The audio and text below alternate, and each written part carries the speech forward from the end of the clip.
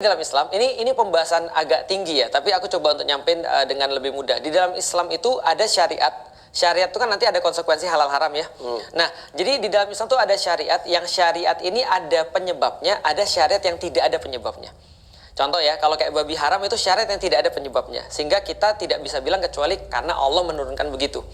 Contohnya lagi yang tidak ada penyebabnya, sholat subuh 2 rakaat, sholat zuhur 4 rakaat, sholat maghrib 3 rakaat. Nah, ada yang nanya, kenapa 2 di subuh, 4 di zuhur, maghribnya cuma 3? Ada yang jawab, oh subuh tuh kita masih ngantuk, makanya cuma 2.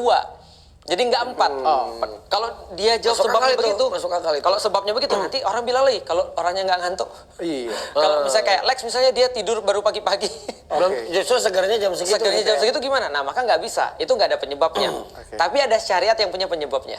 Apa? Contoh, mu'alaf itu dapat zakat. Mu'alaf itu dapat zakat. Aku masuk Islam, aku punya hak dapat zakat. Dari Manapun, dari lembaga zakat lah. Kalau dulu negara, kalau sekarang karena negaranya nggak ngumpulin zakat ya berarti dari lembaga zakat atau dari siapapun yang memberi zakat. Berhak dapat zakat, mu'alaf. Secara hukum itu ya. Cuma penyebabnya apa? Penyebabnya adalah karena kata-kata mu'alaf tadi. Mu'alaf artinya adalah yang mau diikat atau yang mau dibujuk hatinya. Nah, maka ketika ini sudah nggak mau dibujuk lagi, nggak perlu dibujuk lagi, nggak perlu dikasih duit. Nggak perlu dikasih zakat. Berarti aku sekarang dikasih zakat nggak? Sudah nggak. Jauh. Oh, berarti kalau kami berdua mau mu'alaf, dapat dikasih zakat. Kalau masih perlu ditarik dengan duit ya, gimana? Lumayan nih. Lumayan kan? Lumayan. Iya.